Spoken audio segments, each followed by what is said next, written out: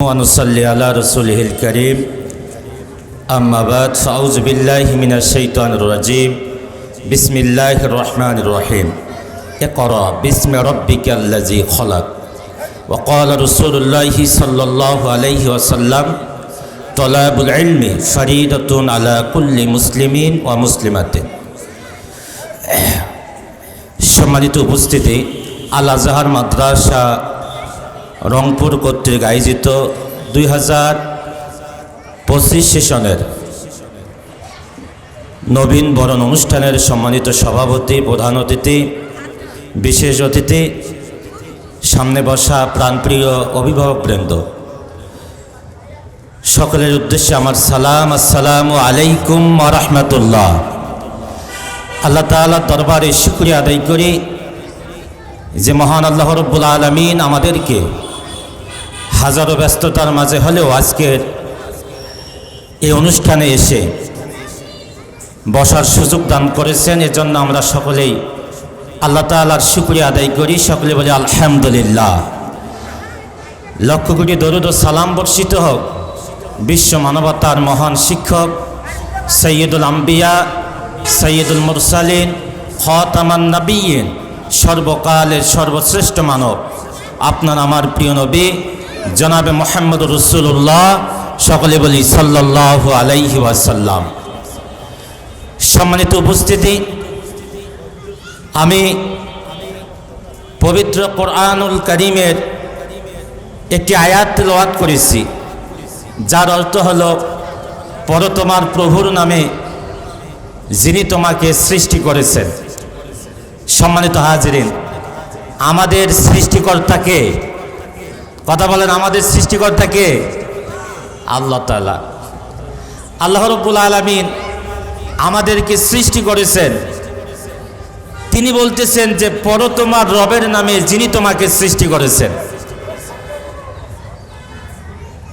আমরা যদি রবের নামে না পড়ে আমরা যদি পড়ি হাট্টিমাটিম টিম, তারা মাঠে পাড়ে ডিম, তাদের খাড়া দুটা শিং।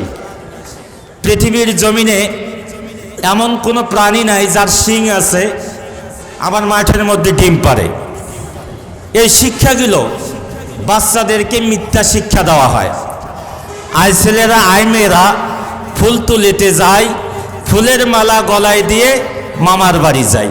হ্যাঁ, এই কবিতা তখনই ঠিক ছিল, আয় ছেলেরা ফুল তুলিতে যায়, তাহলে ঠিক ছিল। কিন্তু যখন বলা হয় আয় ছেলেরা আয় মেয়েরা, একজন ছেলেকে একজন মেয়েকে আমন্ত্রণ জানানো হচ্ছে আর বলা হচ্ছে যে আমরা ফুল তুলিতে যাই, এরপরে মামার বাড়িতে যাব, প্রেম প্রীতি করব, অশ্লীলতা বেহাপনা দিয়ে গোটা সমাজটাকে নষ্ট করে দেব, এমন শিক্ষা ব্যবস্থা আমরা চাই না। আমরা শিক্ষা ব্যবস্থা চাই, এমন শিক্ষা ব্যবস্থা চাই যে শিক্ষা ব্যবস্থার মাধ্যমে একজন সন্তান তার রবকে চিনবে, একজন সন্তান শিখবে ওয়াকাদা রাব্বুকা আল্লা তা'বুদু ইল্লা ইয়্যাহু ওয়া বিল ওয়ালিদাইনি ইহসানা। যে শিক্ষা ব্যবস্থার মাধ্যমে একজন সন্তান শিখবে আমার পিতামাতার সঙ্গে কেমনে আচরণ করতে হবে, আমার প্রতিবেশীর সঙ্গে কেমনে আচরণ করতে হবে, বড়দেরকে শ্রদ্ধা করতে হবে, ছোটদেরকে স্নেহ করতে হবে। যে শিক্ষা ব্যবস্থার মাধ্যমে একজন সন্তান শিখবে অন্যায়ভাবে কারো 1 টাকা মেরে খাওয়া যাবে না, যে শিক্ষা ব্যবস্থার মাধ্যমে একজন সন্তান শিখবে মিথ্যা কথা বলা যাবে না, বড়দেরকে সালাম করতে হবে, সবার উদ্দেশ্যে সালাম দিতে হবে। সম্মানিত হাজিরিন, এই শিক্ষা ব্যবস্থা না থাকার কারণে বাংলাদেশ স্বাধীনতার 54 বছরে পদার্পণ করার পরেও আজকে আমরা উচ্চ শিক্ষায় শিক্ষিত হচ্ছি ঠিকই, কিন্তু আমাদের সমাজ থেকে দুর্নীতি, অশ্লীলতা, বেহায়াপনা এবং একটা সিগনেচারের মাধ্যমে হাজার কোটি টাকা মেরে দিয়ে কানাডায় আমেরিকায় বাড়ি করেছে। কোনো রিক্সাওয়ালা বাড়ি করে নাই, কোনো ঠেলাওয়ালা বাড়ি করে নাই।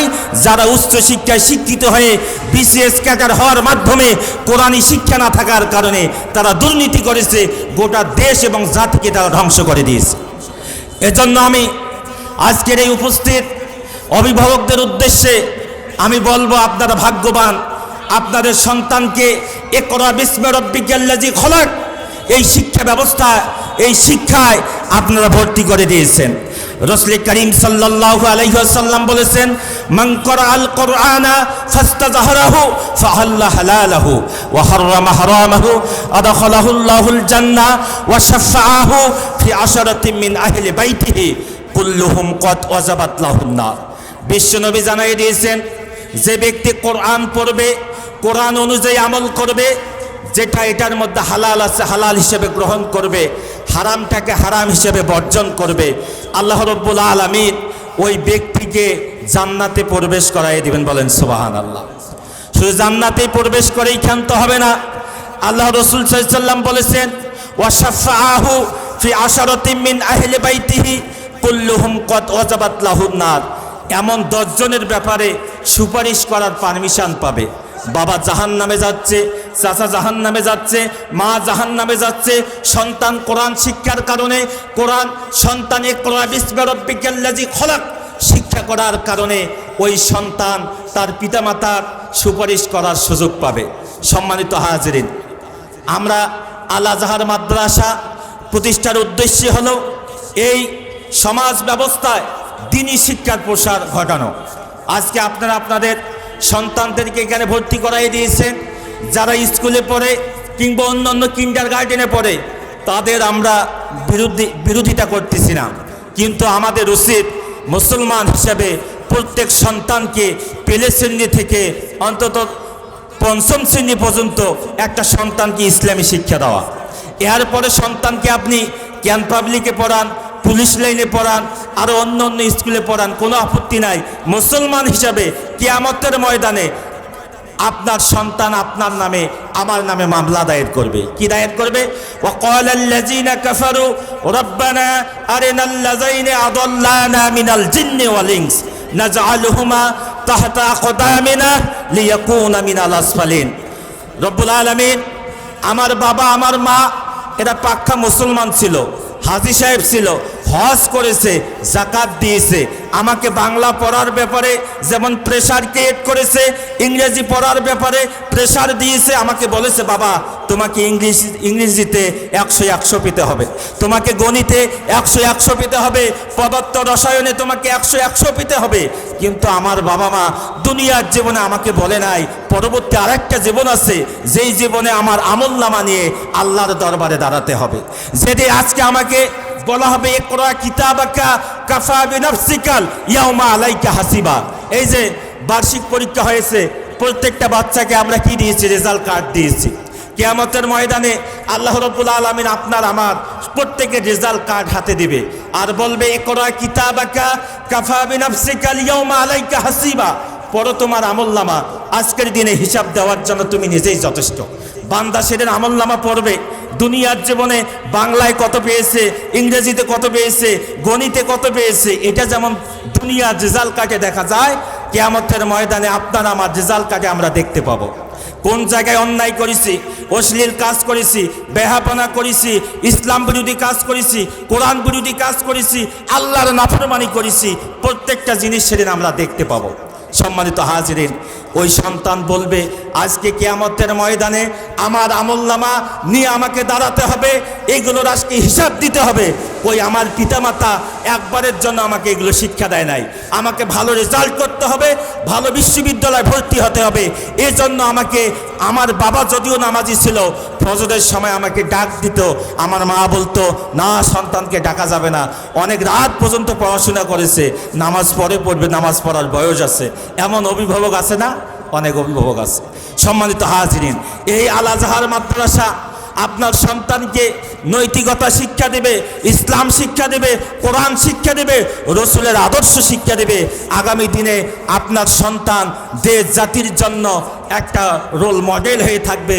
যে সন্তান ডিসি হবে, এসপি হবে, কিন্তু 1 টাকা দুর্নীতি করবে না। সন্তান ডিসি এসপি হবে, আজান জোহরের আজান হয়ে গেলে অফিসের সমস্ত কাজ বন্ধ করে সে মসজিদে চলে যাবে। কেউ ঘুষ দিতে আসলে সে বলবে যে না, ঘুষ খাওয়া যাবে না, এটা আল্লাহ তাআলা নিষেধ করেছে, আল্লাহ তাআলা নাফরমানি করা যাবে না। কারণ ছোট্টবেলায় তাকে ইসলাম এবং নৈতিকতা শিক্ষা দেওয়ার কারণে এই সন্তানের দ্বারা 1 টাকা ঘুষ খাওয়ানো সম্ভব হবে না। আর এই সন্তান কিয়ামত হয়ে যাবে, কিন্তু বাংলাদেশের জনগণের 1 টাকা দুর্নীতির দায়ে সে দায়ীও হবে না। সম্মানিত হাজরিন, এমন একটা জাতি আমরা উপহার দিতে চাই আগামী দিনে বাংলাদেশের স্বাধীনতা সার্বভৌমত্বকে রক্ষার অতন্ত্র প্রহরী হিসাবে কাজ করবে এমন সন্তান আমরা উপহার দিতে চাই। সম্মানিত হাজরিন, আপনারা যারা সন্তানকে ভর্তি করাই দিয়েছেন নিঃসন্দেহে আপনারা খুবই ভাগ্যবান। আমরা উদারতভাবে আহ্বান জানাবো সন্তানদেরকে পঞ্চম শ্রেণী পর্যন্ত আপনারা ইসলামী শিক্ষা, কোরআনী শিক্ষা, রসুলের আদর্শ শিক্ষা দেবেন এই আশাবাদ ব্যক্ত করে আল আজহার মাদ্রাসার পক্ষ থেকে আপনাদের সকলকে ধন্যবাদ জানিয়ে আমি